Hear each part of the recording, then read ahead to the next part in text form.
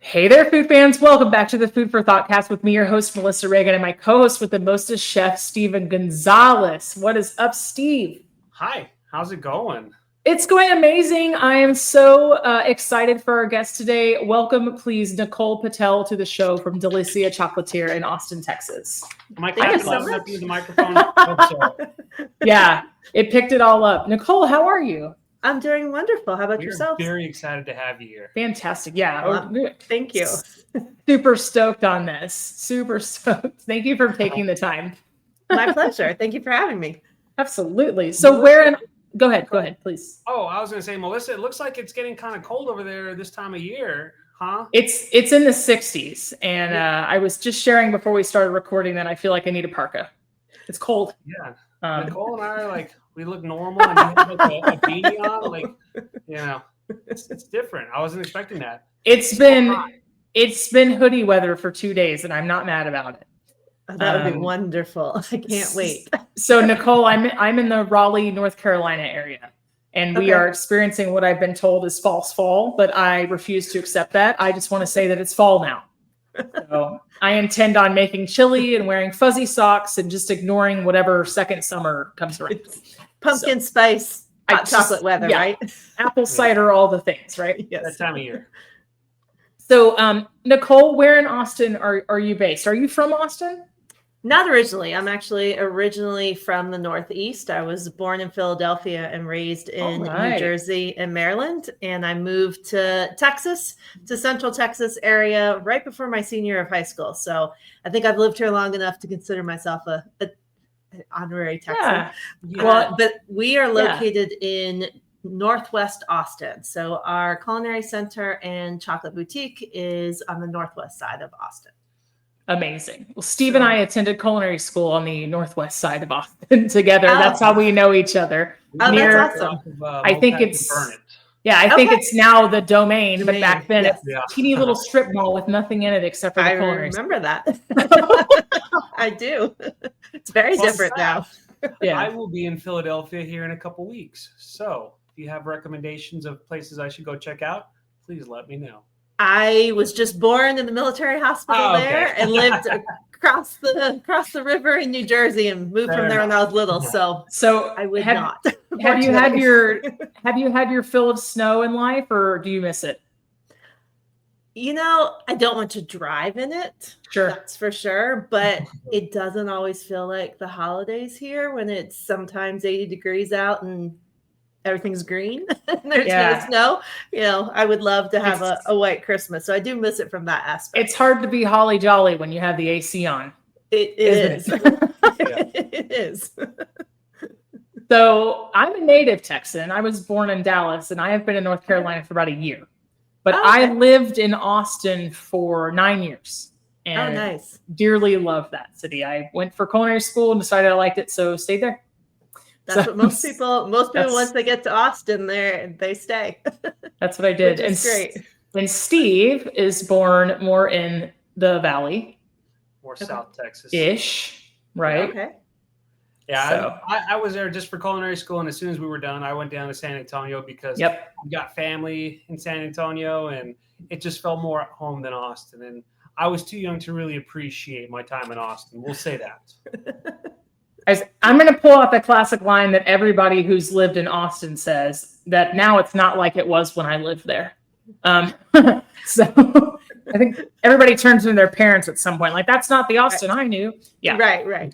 Exactly. Everybody thinks their iteration of Austin is like the best one. That's very true. Well, Nicole, we start every episode by asking each other what was the most amazing thing we ate this week. I won't put you in the hot seat unless you have an answer ready. What do you think? I do. So it would be a veggie and chicken pesto pasta. So my oldest has just moved away to college, and I have sent him equipped with how to cook. We are trying to come up with very, very quick and easy meals that he can make. And this one was absolutely delicious and very, very simple.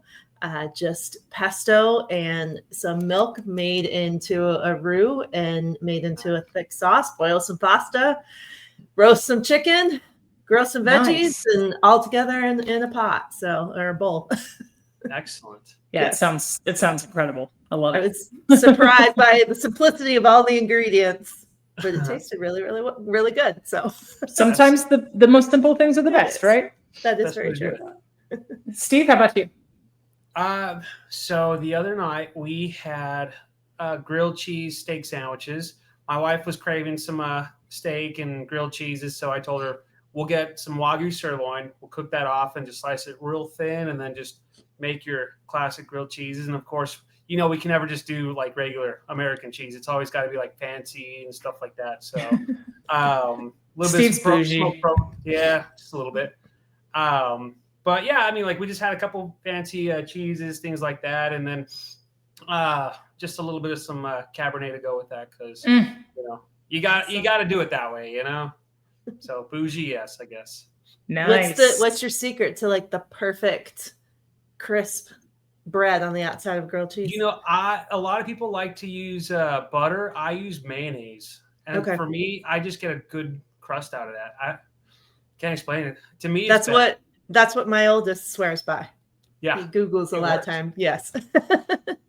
Yeah, I mean, essentially, you're just trading one fat for the other, and I think the mayonnaise ends up having more flavor than the butter does. So why not? And that's because we preach how much we love butter. I love fat. What can I say? What about you, Melissa? So to celebrate the first part of fake or real fall, whatever you'd like to call it, I did some grocery shopping yesterday and bought some fall things. So I ended up making acorn squash, roasted it, like scooped out the seeds, roasted it, cut side, face down for like an hour, let it cool, scooped out the middle, seared off some chicken Italian sausage, some apples, fennel, and an onion, and seasoned all up, and then put it back in there and baked it with Parmesan cheese on top. And it was yummy. It did not disappoint. It tasted like all the fall things. So at what point do you start braising? Like what time of year do you start braising stuff? Like probably tomorrow. Yeah. Probably tomorrow. Nicole, we have this running joke that professional chefs are like looking at the thermostat and they're like, and short ribs now. Like and go. So I'm probably gonna make chili this weekend, and I think we get one more day of 80 at some point in the next couple of weeks. But it definitely got really cool, and I wasn't expecting it. So the acorn squash is probably the closest, Nicole, that I get to pumpkin anything. Really? They can take my basic white girl card. It is not me. I'm much more of the apple cider, cinnamon, cardamom, warm spices. Yeah. Things. Okay. Even white chocolate mocha, I think, before probably pumpkin. So that's funny. Yeah. I've tried. I've tried. Huh? I like it all. Yeah. Steve's big on pumpkin. I think I'm going to make pumpkin brownies this Friday to take to work. But it's not going to be anything more than like basic brownie recipe with some probably ground espresso and like cinnamon and nutmeg. And then I'll just add a can of pumpkin puree in there for moisture. So it won't be like super pumpkin-y. It'll just be like one of those little like, oh, what is that? I like it in the background, So I don't like fresh pumpkin, and I hate pumpkin pie. But I love everything else pumpkin. You like the pumpkin spice flavor. Yeah. There's never enough cinnamon. That's my feeling. On the pumpkin bread, do you do like the cream cheese swirl? Do you need like oat streusel? Nope, just plain. Just plain. Yes. Yeah. So then you do like the pumpkin spice candles and all that too? I do. Like when they smell natural. I mean, really for aromas, I would rather just have a pot of apple cider and mulling spices simmering on the stove from that standpoint. Yeah. I love it. Man, give me warm spices all year. And I'm there with you. Boof, all of it. Well, hey, let's talk about chocolate. Nicole, was this meant to be? Did you like grow up in a candy store? What happened? How did you get here? I actually have a master's in engineering. What? From Texas A&M University. So wow. I spent 15 years in corporate America. I was a director of quality. I have a Six Sigma Master Black Belt certification. So, I was meant to be corporate girl and move up the ranks. And, but I always loved to be in the kitchen. I was the one, when it came to finals, I would procrastinate as long as possible by baking cookies.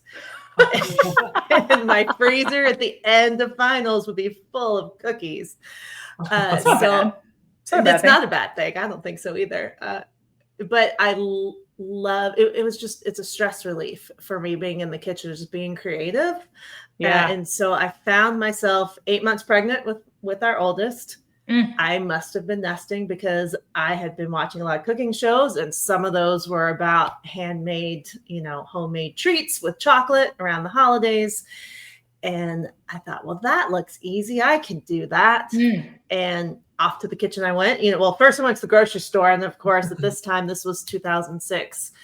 You didn't have all of the gourmet, artisan chocolate options on the shelf at that point. There was, chocolate chips and baking squares. And that was kind of about it that you could get. But I bought some ingredients and made the most ugliest hand-rolled truffles I think I have ever seen. And I wish to this day I had a picture of them.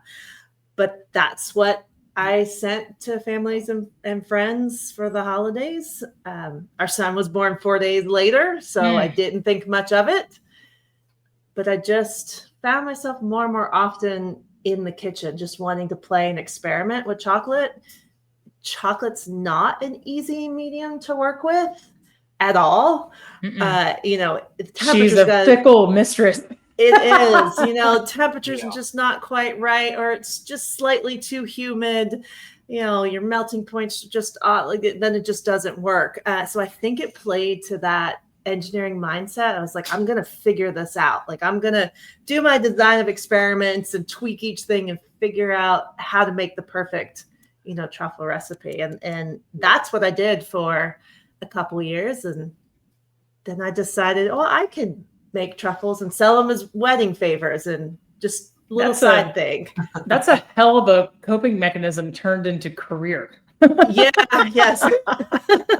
So, but 2008, 2009, food scene was exploding in Austin, much like it was across the rest of the country. We just happened, I often say, kind of right place, right time. And things just took off, and the business started pulling me in all these directions that I had never thought of. And here we are, coming up on 17 years in business this October. And so, yes, this was not at all in the cards.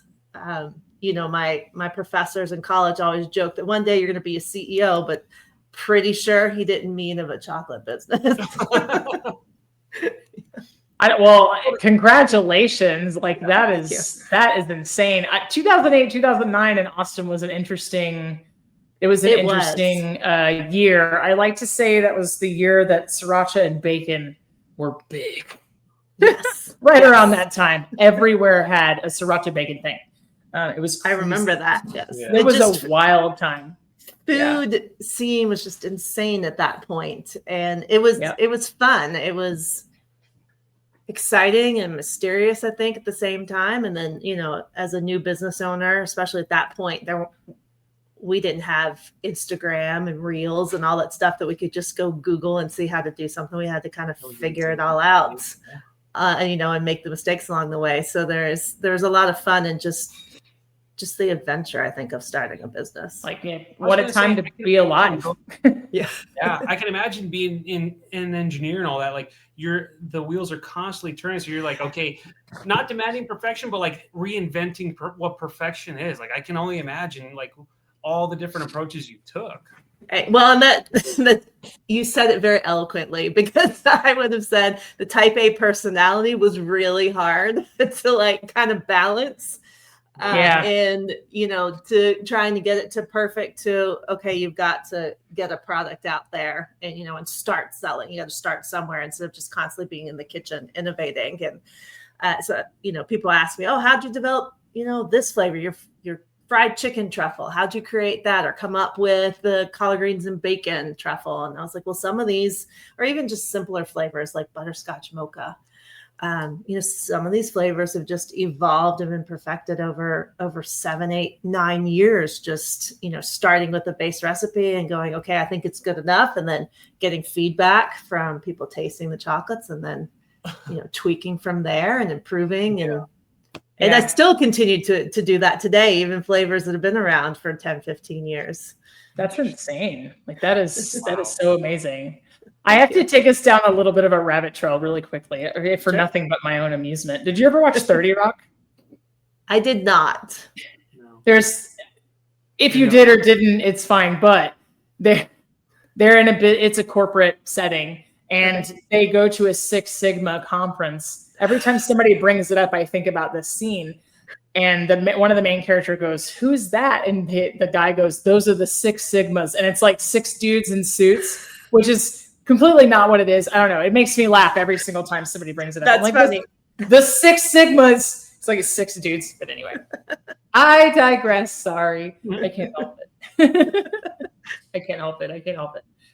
Collard greens, like that's wild. I don't even know how you.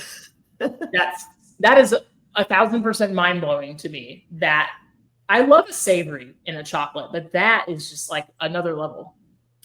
I like to kind of push the envelope of what you traditionally see blended into chocolate. I mean, I know that we sent you 2 assortments. One is our wine pairing that are more traditional flavors, but elevated and complex.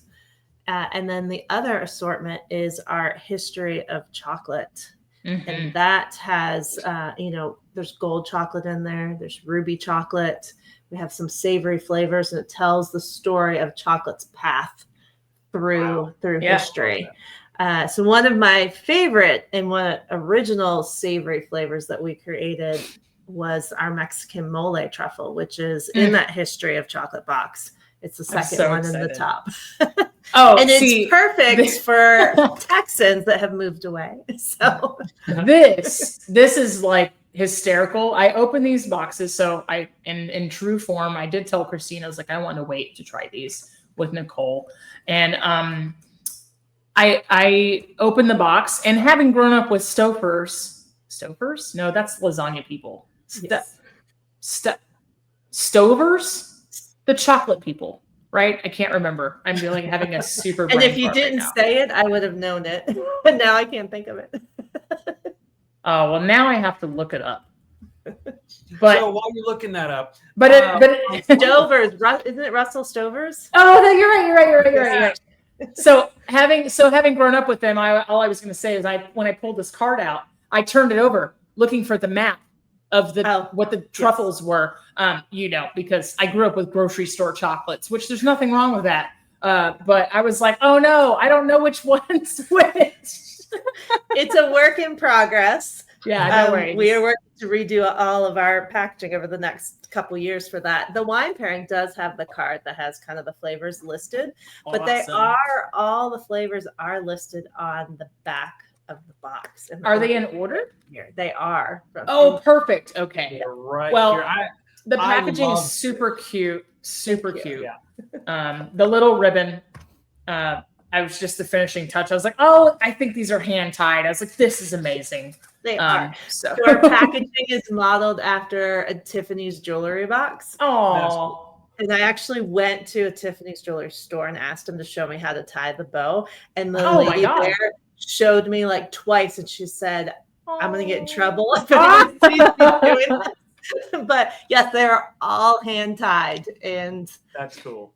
It takes it, after about 5,000 boxes, you get pretty good at it. You can clearly tell I've never been in Tiffany's, but I'll take your word for it. So for the people listening at home, the wine pairing chocolate truffle collection, for those who drink wine, what recommendations do you have to pair with some of these chocolates?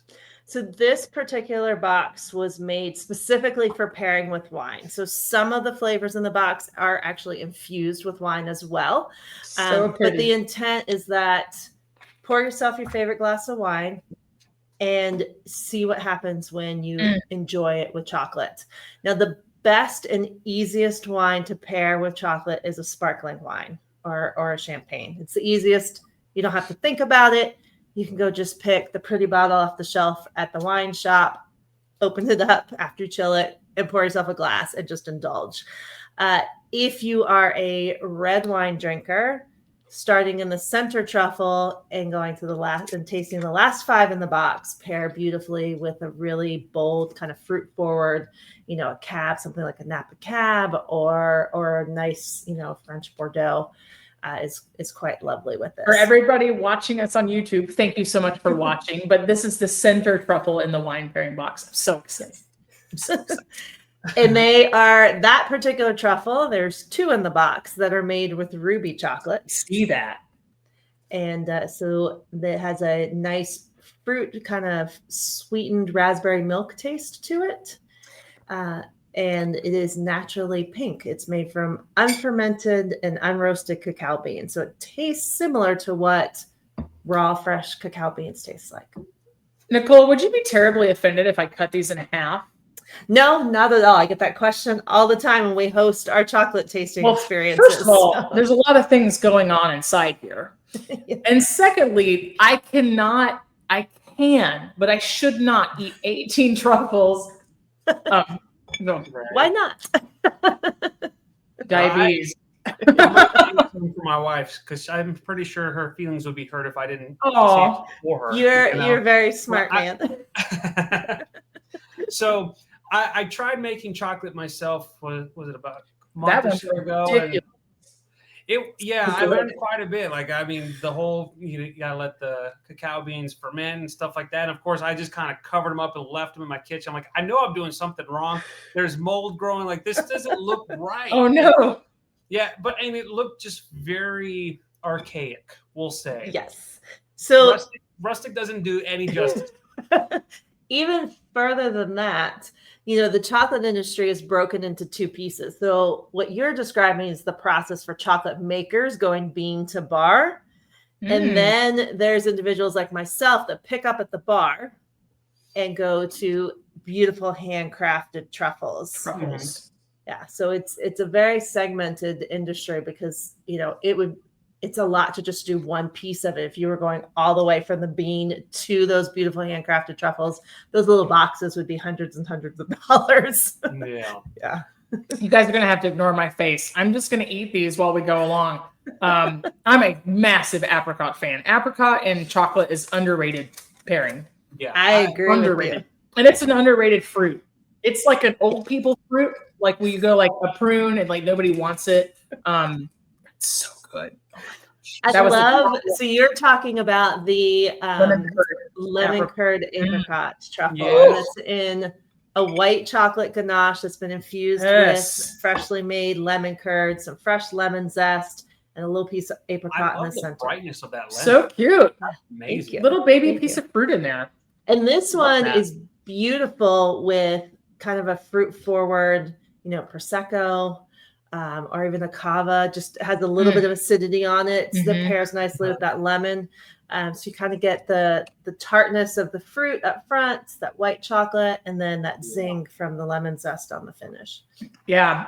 So for anybody who's out there listening and watching, thank you once again. If you're not a wine drinker, you just have to understand that wine does things to the inside of your mouth. If it's dry, it's like it sucks all your spit out. If it has salinity, minerality, you feel it in different areas in your tongue. And the same is true for chocolate. Yeah. And putting them together, that's like its whole other adventure. Now, Nicole, I don't drink much wine anymore. I used to be really into it. It gives me a headache. Okay. But is it wrong that I tasted the lemon curd and apricot one and I was like, I think hibiscus tea. I think that's what I want.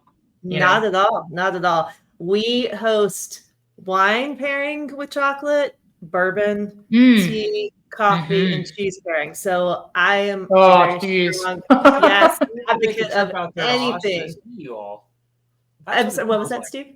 I need to go visit y'all in Austin. Yeah. I feel bummed that I lived there and didn't know you were there. We probably passed each other on 6th Street or something. Probably. Right. Or at a food and wine festival, right? Yeah. Like I said, I worked several of them. But I'm pretty sure if I told my wife, let's go up to Austin and go try some chocolates, I don't think she would object to that at all. Probably not. I lost track and I ate 2 halves of one. Uh-oh. I'm not going to sleep her at the dam tonight. It's going to be like sugar rush so hard. But it's worth it. It's like, it's for science, you know? It's for science. Oh, I have the candied butterscotch. See, I might just end up eating this. You had me at butterscotch. I'm like toffee caramel butterscotch in. Yes. And this has a little bit of orange zest and a little piece of candied ginger in the center. I got it. Mm-hmm. Yes, that makes this perfect pairing with a glass of rosé. Wow. I just tried that Chipotle orange chocolate, and that's the one I ate the whole one. I love spicy chocolate. That tastes like it's got mescal in it. You know what I'm saying? Like that smokiness to it. Oh my gosh. Yeah, that's the Chipotle peppers in there. And it's a nice contrast against the ruby chocolate. Yeah. And not only, Nicole, are these delicious, the 4 that I've tasted so far, they're beautiful. They're like tiny little works of art. Yeah. I feel so bad cutting into them, but like I really can't eat 18 truffles. I could. But it's funny. Oh, go ahead, Steve. I was just going to say you're saving them for later, you know, that way you can enjoy them again later. Yeah, probably tomorrow. Or who am I kidding? It's going to be an hour before I go to bed tonight. This is raspberry. Is this raspberry rose or raspberry rosé? Raspberry rose. So it's infused with rose petals. Like rose petals. Infused with rose petals. So I like playing with contrasting flavors. So you get the tartness of the raspberry, the pure raspberry puree, and then the little piece of hibiscus in the center, palate cleanser, resets everything. And then you start tasting the floral on the finish. The floral's nice. It's really nice. And I was a little bit worried when you answered because I don't like me and lavender don't get along really well. Okay. But this is really good. Thank you. I was like, oh no, I don't know. I think lavender, we started down the path of creating flavors with florals because lavender's huge here in Texas. Nice. And one of the lavender farms said, oh, we never carry lavender desserts because they always taste like soap. And I said, well, that sounds like a challenge to me. Yeah. But I also like cilantro, so I like soap. Yeah. What can I say? But I think if you get a really high quality lavender and you use it delicately, it can be very minty. So the lavender that we use tends to be a little bit more on the minty side and just fresh. And so I love combining it with, local honeys, or sometimes we do a lavender bacon truffle. It kind of gets that like more of that verbena route, right? Exactly. Like you wake up when you eat it. Like my beef with lavender is like sometimes I'm a huge Earl Grey junkie. Okay. And I love Earl Grey, but sometimes if it has too much citrus or if it's like not enough bergamot and too much something else, it just gets weird. And I don't like it. I understand completely. We went through London, probably 5-6 years ago, and I didn't even realize it. But my kids, every place we would go, I would get a cup of Earl Grey, and they're like, "Sometimes you finish it, and sometimes you don't. Why is that?" And they're not all created equal. They're not. And I was like, "That's a really observant question." Leave it to kids; they won't leave anything unsaid, right? Exactly. But I think it's for the better. I think that's like some trait, for better or worse, that we lose when we grow up because we get our cynicism pushes our imagination out, and then we form a filter. Sometimes good, sometimes bad. True. That's right. I think that this brute, the strawberry brute is my favorite so far. Okay, I have to interrupt. My wife came in clutch. Please. Hey. Oh, nice. So we're a little late to the party. But it's just in time for the perfect truffles to pair. Wow. So it's deep, rich, dark chocolate, 72%, with a little bits of dried strawberries in the center and French champagne. So this has like a silky, almost velvety consistency. And it's just that wine's just gonna kind of open up all of the notes in the cacao when you take a sip. I think I love the bitterness texture. Of it. Thank you. I love that it's bitter and it, like it's just not all sweet. Yes. And so, because when you think about it, like grocery store chocolates, it's all you taste is sweet. And so, like, I like the dark chocolate because it's not as sweet. And, you get something like this that just has like that strawberry. And, so you get like a little sweet, a little bit of that bitterness, and it just blends so well together. Like that, is amazing. Well, thank you. Thank you. Well, every time I think I like one more than the others, then I taste the next one. So that means we've ordered them correctly in the box. This espresso cherry is like pretty delightful. Like I need to keep up with you, Melissa. I'm trying hard to, but I know that if I wait too long, I'm gonna chicken out because I know my blood sugar is gonna go through the roof. So I'm like, well, let's get it over with so I can be coherent. Wow. Cigar. No, where am I? I'm ready to try the cigar one, but I'm like, you have one more before that. Yeah, the spiced wine berry. This one will pair really well with the cab, with the red wine that you're drinking. And Melissa, you'll like this one too because it has all those warming baking spices. I like it a lot. Oh my god, yeah, it's so good. That smells like this is like when you eat the center of a cinnamon roll. And it might be the part of it with the most icing, but it's like where the roll starts and it has like that glob of cinnamon. Like that's that. Yes. You know, like that's that. Like I'm close my eyes and I am picturing like fall, winter, like just like the spices. Oh my gosh, that's amazing. I think I have a whiskey in the cabinet that this would go really well with. Oh, that would go well. Yeah. Wait, did you already try the cigar port chocolate? No, I'm getting there. Okay. I'm waiting. I'm trying to like speed up. Nicole, thank you for being such a good sport and letting us eat and talk to you at the same time. Oh, of course. I'm sure you're used to it, but the most joy I get is watching people eat our chocolates. Just for me, it's almost invigorating. I don't know how to describe it. It's like, okay, this is why I'm doing this. This is why I'm in the kitchen all the time. If I told you I didn't like something, would it hurt your feelings? No, because everyone's palate's different. We have 500 different flavors. I'm a former smoker. Okay. And I can taste the cigar right away. And I'm like, no, thank you. And that makes sense. That does make complete sense. I'm like, oh no, something has gone awry. So it is smoky. It's really smoky on the front. And then as you swallow, you're going to get a little bit of a tingle in the back of the throat from the tobacco. Yeah. And then we balance that with a tawny port, which is a 20-year aged tawny port and bits of raisins in it. So, wow. Oh, the raisins. Okay. I was digging the raisins, but I immediately got like the cigar part. I was like, oof. I smoked for 18 years. Thank God I don't anymore. But like, yeah, my palate has recovered, but woof. Tasting that one, I can just feel like I'm in a cigar bar enjoying either a glass of wine or some scotch with a cigar. I love pork. I love that. Like that Pork's is really good. Thank you. Oh yeah. Like the aromatics like from all of these chocolates all together is amazing. Even if you wouldn't have put these excellent tasting notes and things like that, I would have been able to say that tastes very lemony, it's very apricot-y, or I can definitely get like the raspberry, the strawberry, like all of them.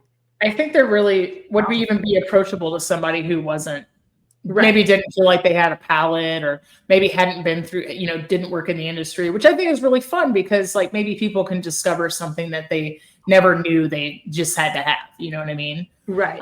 Right. These are really great. And what I would say, with chocolates, a lot of people just don't talk about the proper way to taste chocolate. Like you hear about, oh, this is how you're supposed to drink whiskey, or this is how you're supposed to drink wine. But for chocolate, the most important thing is just resist the urge to chew. So just take a bite, let it sit on your tongue, right? Just let it melt. And you're just going to have this layering of flavors. So a lot of people will say, well, I can't taste these ingredients that you're explaining. And then as soon as you just kind of stop and let it melt, you're like, oh, it's a lot easier. I'm recognizing things a little bit longer or a little bit easier, a little bit more. That's a valid point. Would you mind explaining to our listeners, like the reasons we don't need to refrigerate chocolate and like kind of what bloom is and all that? Like that. Yeah, absolutely. I think that'd be really interesting and educational for them. So bloom has to do with a couple of things. Typically, it has to do with the tempering of the chocolate. So either the chocolate wasn't tempered properly or it melted somewhere along the way and reset or, re-solidified.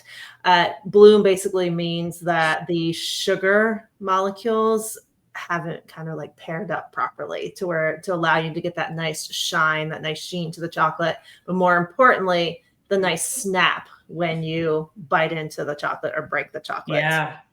Now, one thing I'd add to that is that's the rule when you have high quality artisanal chocolate. If you have store-bought chocolate, like the $1.99 candy bar, which with inflation, it's more than that now, but that candy bar at the checkout counter, that doesn't contain a whole lot of cacao in it. And so, understanding the quality of your chocolate is really important, because a lot of chocolate out there isn't going to have that nice snap to it because it's made primarily with paraffins and wax. Yeah. With about that much actual cacao in it. And most people don't realize that. So somewhere along the way, I don't know what happened to me as a child, but I liked bitter chocolate more and more and more.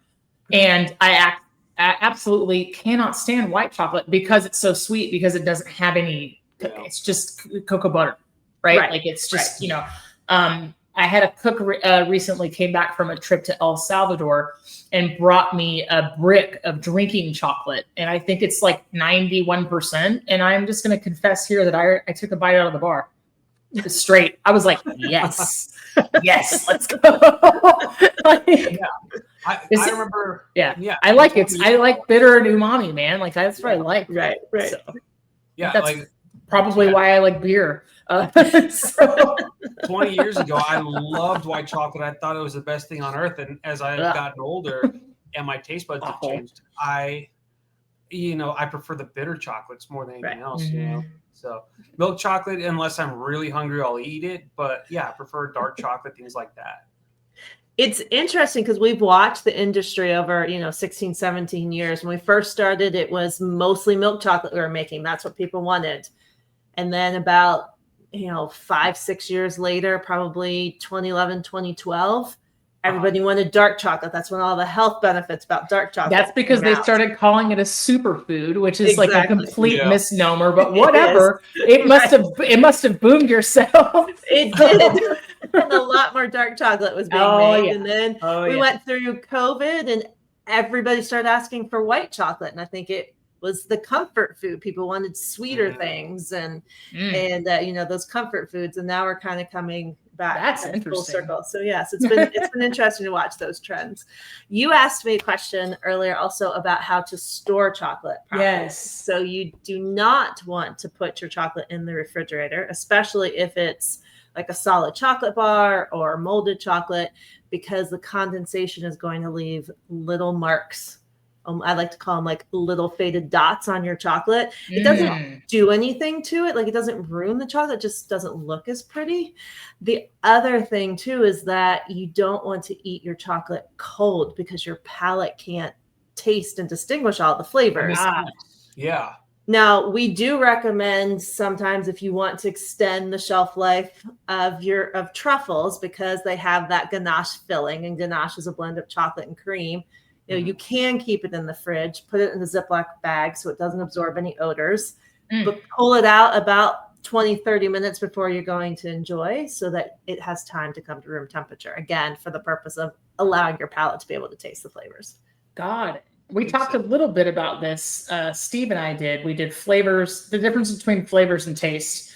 And we've done a couple of episodes on ice cream. So we were explaining to the listeners that one of the reasons why melted ice cream is so sweet, they have to make it so sweet because when you're eating it's cold. So, absolutely. Yeah. So it's a good analogy. I never thought of explaining it that way. Yeah, I love it. I love it. All right, I'm going to try this. Go ahead, Steve. I'm going to try one while you ask. I was looking at your webpage and you do have like the Mother's Day and like the big holiday chocolate boxes, things like that. Like, so as we get into September, we get into the spooky season. Do you ever do anything like that? Maybe not the pumpkin chocolate, but like something spookily happy for customers, things like that.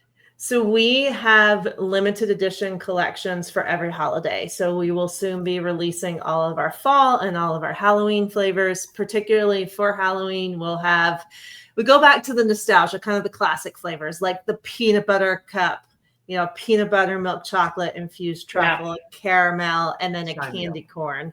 Just sign me up. Yes. Oh, caramel corn, please. I'll take 20. And then moving into fall, all the pumpkin and the chai and the warming flavors. We have a couple apple cider and pecan pie, excuse me. And so all of those flavors will start dropping. And then we very quickly move into all of our seasonal holiday flavors. We have pre-sales on our advent calendar as well, which always sells out every year by the beginning of November. And we change the theme every year. And there's an interactive piece to it where you can kind of play a trivia game to guess the flavor. And this year's theme is home for the holidays. So it's all about flavors inspired by different states and regions across the country. So that's been very fun to create. It's funny you say that because the other week we were with some friends and one of them said, we got an advent calendar of chocolates, but it was like for Halloween, like spooky themed and stuff like that. Really? Did you all ever do something along those lines? I never thought about that. Neither did I. Yes. I just thought it was the coolest thing ever. And it was like Simpsons themed and stuff like that. And I can remember growing up, like the Simpsons Halloween episodes just much better than the regular ones. And I thought that's actually really cool. I have time to get one, even though I don't really watch The Simpsons anymore. But I mean, just throwing that out there. Classic. It's classic. But yeah, I'd be up for that. I think you had me at Chipotle Orange. Okay. That's really good. It's Thank you. I'm probably going to eat the rest of this one. So good. I tried to smoke cacao. I held it in my mouth, resisted the urge to chew. I was so excited. I can't help it. But yeah, I really it tastes like that. For lack of a better word, if I was standing by a barbecue pit and I opened my mouth and I could I got it. I got all of it, So this is in our, thank you. This is in our history of chocolate tasting box. And the story behind the smoked cacao is that the first form of eating chocolate was raw cacao beans. They were enjoyed by the Olmecs in 5000 BC. And they would sit around the fire and they would take off the shells, throw the shells into the fire and eat the cacao beans raw. But every so often a bean ended up in the fire and they figured out, it changes form. There's a chemical reaction that happens when you heat up cacao beans. That's crazy. That was the start of the journey for chocolate. That's insane. Thank you. So we're on the next box, huh? Yeah, I am. I'm saving the mole one for last because I have a feeling it's going to be my favorite. Wait, so then which one's the mole out of all these? The mole is the one in the top row, middle truffle kind of. It looks like an Aztec design on top. That one, exactly. And Nicole, I'll say that one for last two then. Explain Cortez discovery. So Cortez discovery. So Christopher Columbus came to the New World, discovered all of these great new foods and plants, and took back shiploads of things to Spain.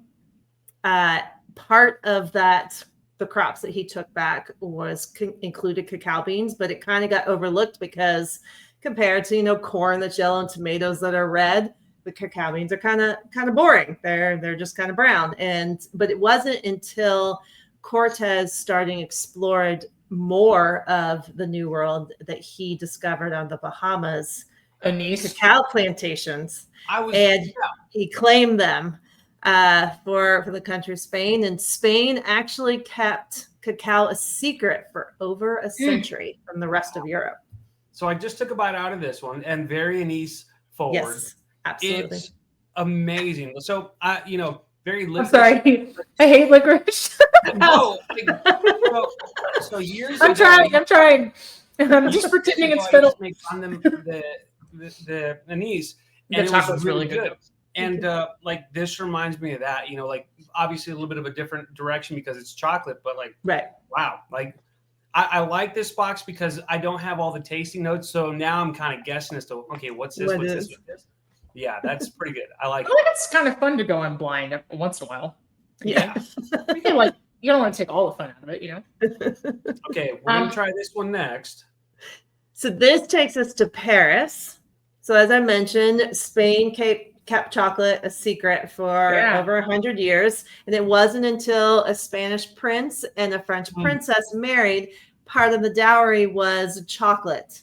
And the French took the chocolate and infused it with flavors that they liked. They didn't like anise and some of these stronger, bolder spices like ginger. And so they would blend like cinnamon and a lot of florals. So this is orange blossom, honey, because honey was their sugar. That is so Is there honeycomb in the middle? There's a little bit of honeycomb. Man, I didn't get the honeycomb because I took it out of the corner, but oh my gosh. Wow. Thank you. Yeah, that's sexy. I like it. I love honeycomb. I think it's also one of those like underutilized, like, really fun. That's the honeycomb design, but that is a honey nougat. So first milk chocolate, when you look at Europe, most of the milk chocolate was infused with nougats and honey. This is based on Toblerone, which Europe is very famous for. The same time that Europe was creating and developing flavors for milk chocolate, Hershey was doing the same thing over here in the US. And that takes us to our next flavor, which is All-American apple pie. The center one, though, like that's like a grown-up Toblerone. Yes. Eat like 10 of those. Wow. That's good. Thank you. That has such a depth of flavor. Like a Toblerone is really good. Not to bad mouth anything else, right? But it's definitely mass produced and like very much you're eating an airport candy bar, right? Right. Exactly. Exactly. Man, that's insane. Wow. That's good. The apple pie. Yeah, that spice cake. Wow. Oh my gosh. That's good. Thank you. So cinnamon and cloves up front, the little piece of apple, and then all your warming spices. I just want to melt that into a candle and just smell it all day. You know what I'm saying? Right. Wow. Smells like apple butter. Right. Man. Perfect for this time of year. Or moving into the Even fall. if it's fake this time of year, I don't care. We start braising all of our meat. So good. Okay. Wow, that one's really good. Yeah. I can find a favorite. Wait, so am I ahead of you or am I right on track with you, Melissa? We're the same. You doing this one? I'm just about to try this one. Okay. So I'm blind tasting. Oh, I got a palate cleanser. It's so sweet. So white chocolate was created in 1930s. It was developed to figure out a way to use all the cocoa butter that was a byproduct of making cocoa powder. And so that's how white chocolate came to be. Come on. Come on. Wow. This one borders a little bit on more savory. So yes, it's white chocolate. White chocolate we typically think is sweet. But when you blend it with a little bit of sage, white peach balsamic vinegar, that acidity balances out the sweetness of the white chocolate. This like gelee, or I don't know if you guys would consider it a compote. This is boss. Like this is so good. Yeah. This balance of flavor in the middle is insane. I don't even like white chocolate. You made me like white chocolate. I made it the other half. My goodness. Like I can remember being in my 20s just having like some of these white chocolates that had like other things in it. But this, this takes me back. This puts a big smile on my face. That's so good. You know, I love it. You did it, Nicole. Thank you. My lifelong hatred of white chocolate. Well, it has to be this exact truffle, not the other white chocolate. Not just any. Right. Now I'll just be like a white chocolate truffle snob. Dang, right. It's so good. I didn't want the flavor to go away. Man, it took us about 5-6 years to make anything with white chocolate because we were trying to find the perfect one that wasn't too sweet, didn't have too much vanilla. Like there's a lot of bad versions of white chocolate out there. Have you ever thought? Do you do Thanksgiving box? We do. We have a couple different assortments, and then we have a Thanksgiving hostess box that's like a Thanksgiving dinner in chocolate. Yeah. Because I think in my head I'm like brown butter, sage, white chocolate, butternut squash, ravioli type thing. Right. So we have a sweet potato casserole, and then we have a caramelized stuffing truffle. Let's go. And the apple pie is in that box, and cranberry sauce is in as well. All right. Let's move on to the next one. So this is the Chipotle orange. This is the same flavor that you had in the other box that you really liked. And this is to symbolize ruby chocolate. So white chocolate created in the 1930s.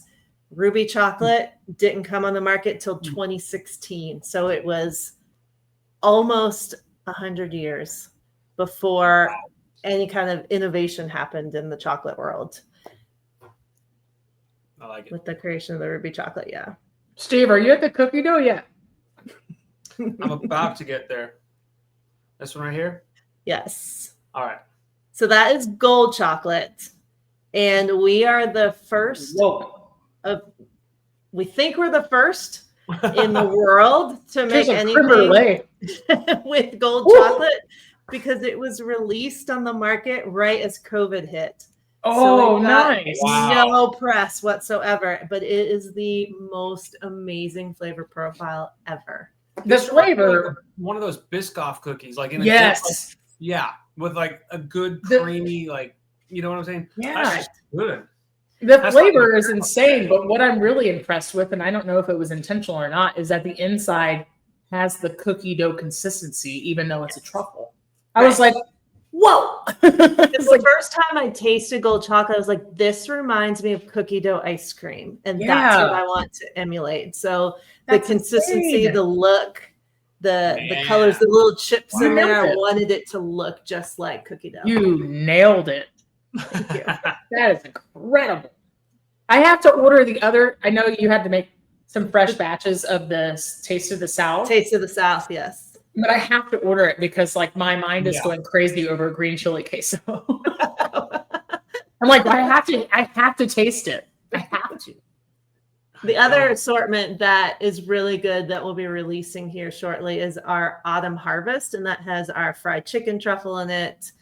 And a lot of like the caramelized pumpkin with pumpkin seeds, butterscotch mocha. So a lot of those like fall festive flavors in that box. What about I love this time of year? A breakfast one.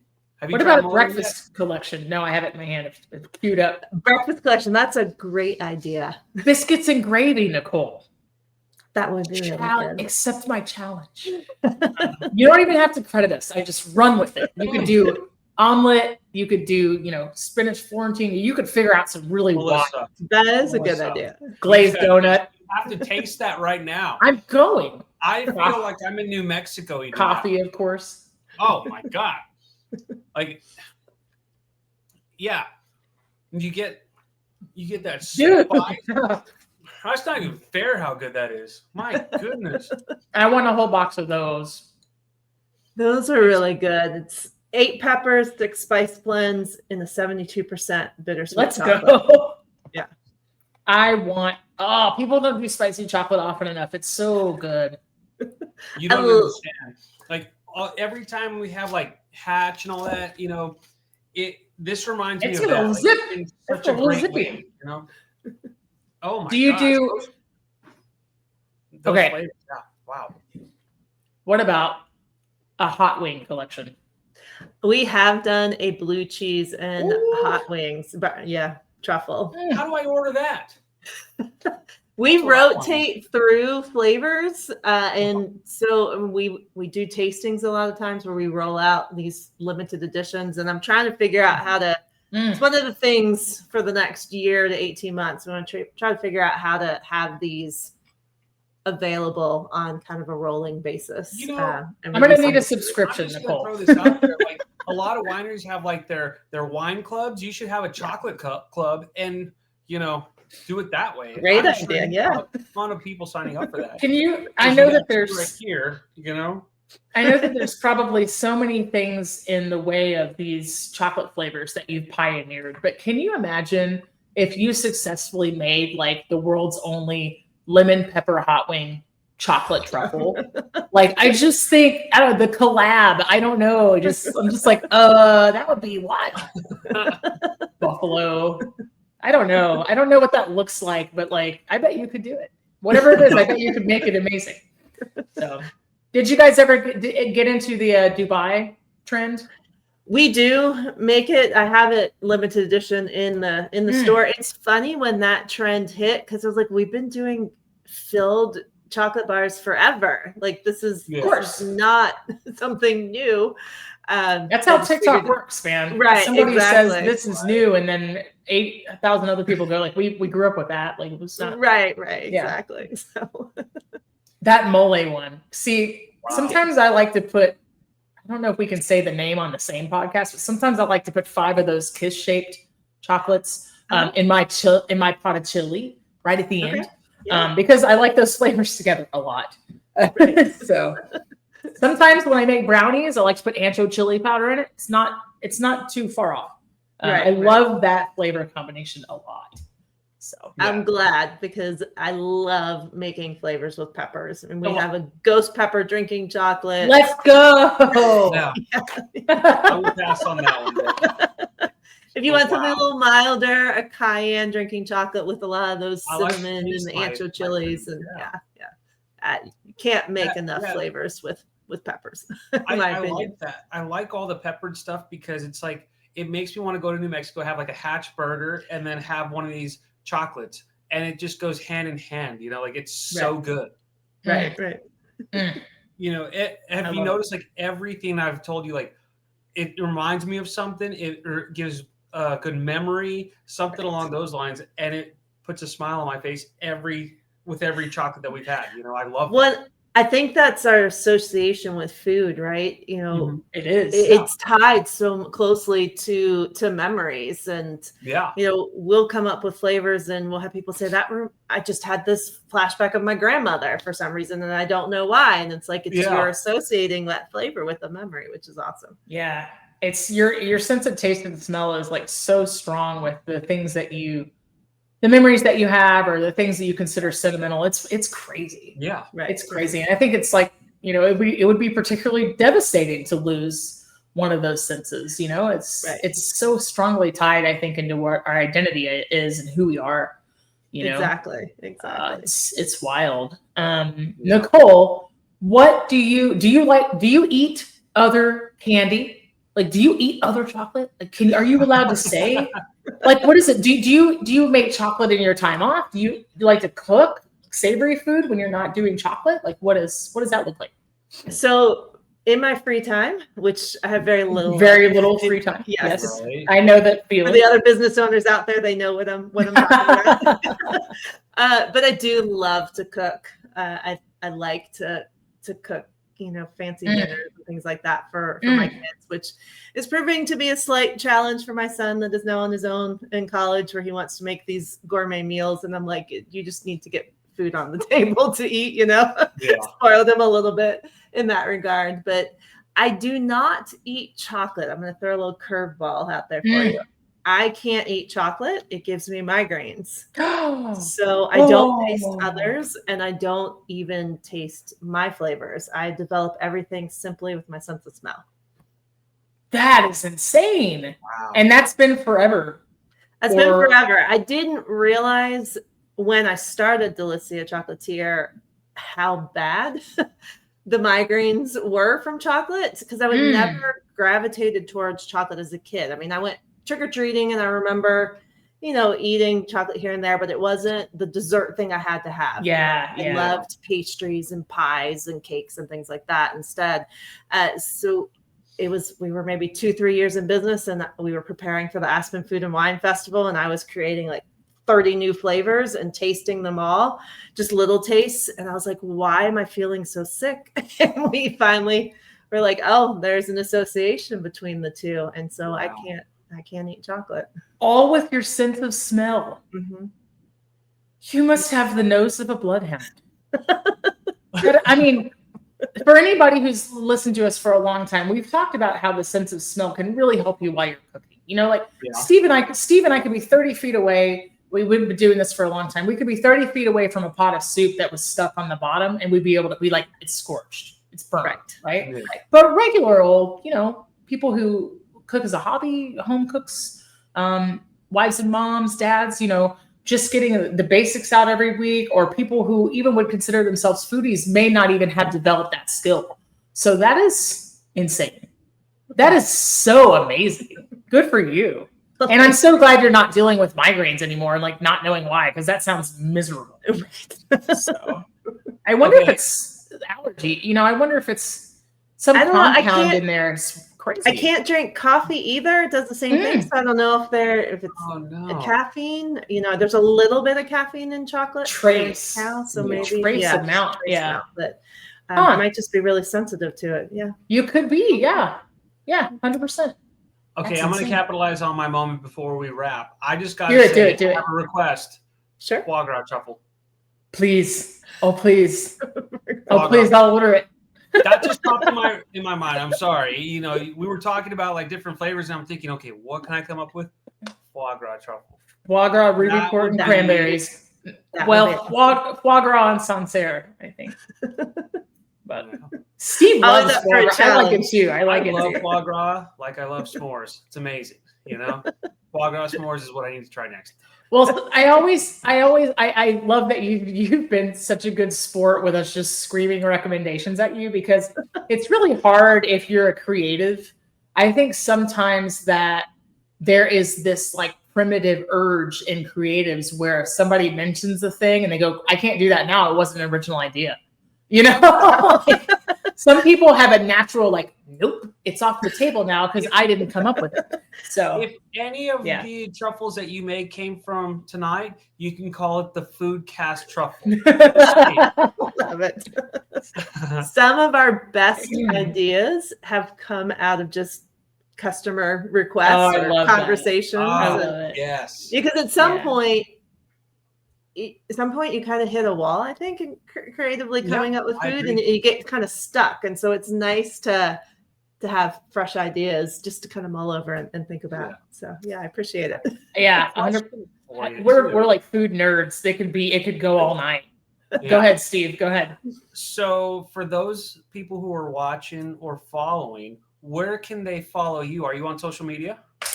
We are on Instagram at Delicia_chalk. And then you can go to our website and see all of our current offerings and limited edition products at delicia.com. And that's DELYSIA.com. Perfect. Well, we'll put all of that in the show notes, and then we'll put it on your little page within a page on our website after the episode drops, so that all of our listeners can find it. And please order some chocolate. These things are insane. Oh yeah. Anyone listening, if you did not get the urge to buy, like from listening to us, you should totally do it, because every single one of them is just out of this world. It's so good. You know? It's so good. You guys are too kind. Thank you. No, it's really, really good. And I'm over here sitting on one more recommendation. You're gonna laugh really hard. A Dickens Christmas meal. Like wassail, roasted goose, chestnut stuffing. Wow, so many things to play with. I'm a food history nerd. I'm like, please make rabbit truffle. Next time I get stuck in ideas, I'm calling you too. Do it. Yes. Do it. Love it. We're doing it. Nicole, go ahead. No, go ahead, Steve. I was gonna say, so you talked about like the fried chicken truffle, the bacon collard green. What time of year can I order that? Like, can I order it now, or do I have to wait till next year? So that's in our Taste of the South collection that is available year round. It's an evergreen product. We just are currently sold out of it. So we are in the process of making more. It takes us about 10 to 12 days to make a truffle from start to finish, because everything completely by hand. So sometimes things sell a little faster than we were planning on. So we're not a terrible problem to have, right? Not a problem. Yeah. Nice. Well, Nicole, you've been so kind with your time. I hope we didn't keep you too long. Go ahead and stay on after we wrap, and we'll have some other things to tell you. But it was a pleasure. Everybody who's out there listening and watching, thank you so much for supporting the show. please go support Nicole Patel and Delicia Chocolatier. Order some chocolate. Maybe we even have a giveaway where I buy you some chocolate and send it to you. Listeners out there, if you share our posts, we do that from time to time, Nicole. We'll give away a guest cookbook.